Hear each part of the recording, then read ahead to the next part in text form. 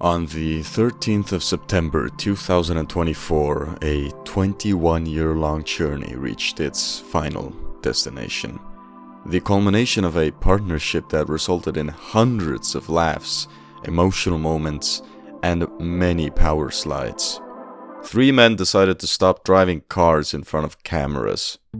As the Grand Tour's One for the Road wrapped up the working partnership between Clarkson, Hammond and May, it was also essentially the culmination of a years-long search for 2 of the stars from the trio's Botswana special that aired 17 years ago. Jesus Christ. After filming had wrapped there in 2007, Jeremy's Lancia and James's Mercedes were sold off to the locals, although the Lancia was thought to have eventually reached the scrapyard.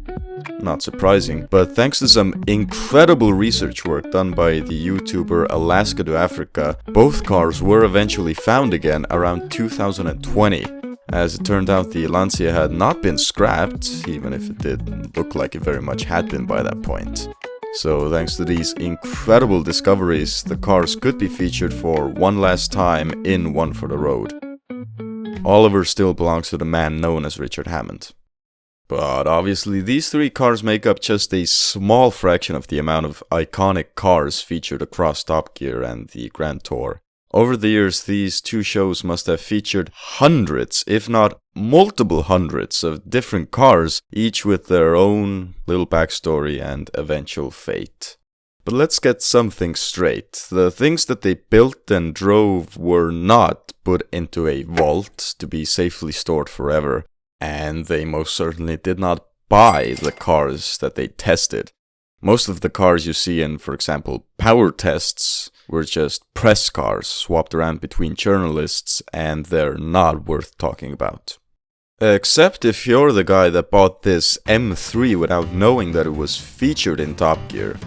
Yeah, the car started having faults quite soon after he bought it, whatever. However, he only found out about the connection to the show when they were watching the episode with his girlfriend, and she was the one that pointed out that the number plates matched with the car seen on screen. So yeah, this car was previously another press car that should not have been sold. If you want the most concise location where a lot of the cars from the show ended up, then look no further than the World of Top Gear exhibition in the British National Motor Museum. Now, despite Clarkson, Hammond and May having left the show in 2015, the exhibition continues to showcase many of the creations from their tenure, such as the amphibious vehicles.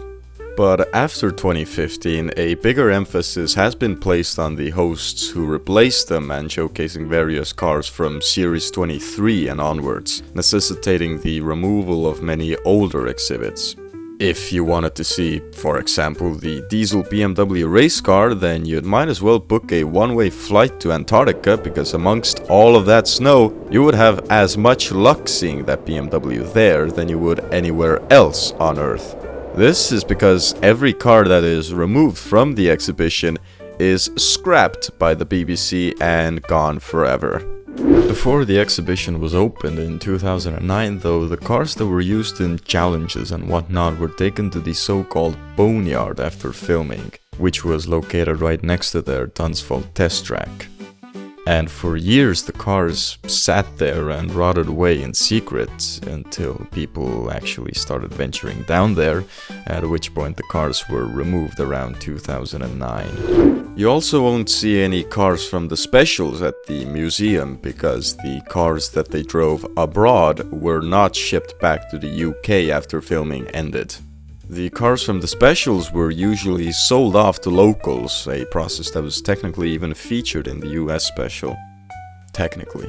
Once the cars swapped hands from the production crew to private individuals, it's thankfully damn near impossible to track the whereabouts of them down. Near impossible.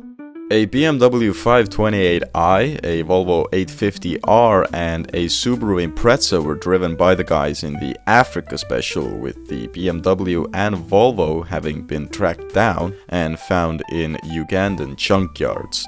The Volvo, looking like it's attempting a Mad Max cosplay, was sitting together with the Ford Scorpio backup car, which at the time of these pictures having been taken, was no longer in a state of being underwater. As for the BMW, there has been some discussion over whether it is actually the same car from the episodes. Well, having looked at the evidence, I think it is the same one. The Subaru, meanwhile, has not been fully tracked down yet, but that's mainly because apparently it continues to be in active use and is still driving around Uganda. With its driver, not on its own. Let's leap forward to the Grand Tour for a moment, and more specifically the Scottish special Lockdown, as Hammond's choice of transport there was a 1971 Buick Riviera, a car that he actually kept after filming. Perhaps because he was only the car's second owner in its entire lifetime, as the original owner had owned it since new when he bought it in Canada, and later shipped it back to England once he relocated back there. So he must have been thrilled to find out that the car he was selling, which he cared for deeply and for so long, was now in the hands of a, safe to say, automotive legend. Yeah, unfortunately for him, he then actually saw the episode that his bride and glory was in, and obviously got to see how the Riviera was eventually adorned with a great honking blower and that wing, amongst other things. It's absolutely disgusting. I can't believe it. The car has a lot of sentimental value. I was lost for words when I saw it on TV. The guy we bought it off, it was his pride and joy. I didn't look after it as well as I might have done, but I'm going to one day. But considering that the car now lies in a museum, the Haynes Motor Museum, I gotta believe that the understandably ill feelings have softened just a little bit. I think very few of us know what it feels like to have your car end up as an exhibit in a museum, so... In recent years, it did seemingly become more common for them to bring their cars back home, and aside from the Buick, another example of this would be the Bentley featured in the Madagascar special. Having been shipped back to England, the Bentley was used by Clarkson for a while on his farm, and because of that also getting some additional screen time on the hit television series Jeremy's Acres. Life was good, life was beautiful, until the DVLA came along, as is often the case.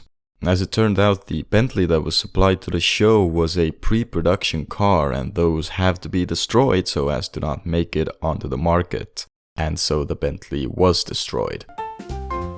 And that is the case for a lot of press cars. They can often lack a VIN number as they're not intended for sale. For example, it's possible that this blue Aston, driven in the US by James May and later by Jay Leno, has also been crushed. Probably the most well-known cars to have been destroyed are the 3 coupes from the Patagonia special, after the production crew was forced out of Argentina and filming was halted. The Porsche, Ford and Lotus were left on the side of the road essentially, and after having been pelted by stones by locals, the cars were taken by the local police and stored away in a compound where they sat for a couple of years before finally being destroyed.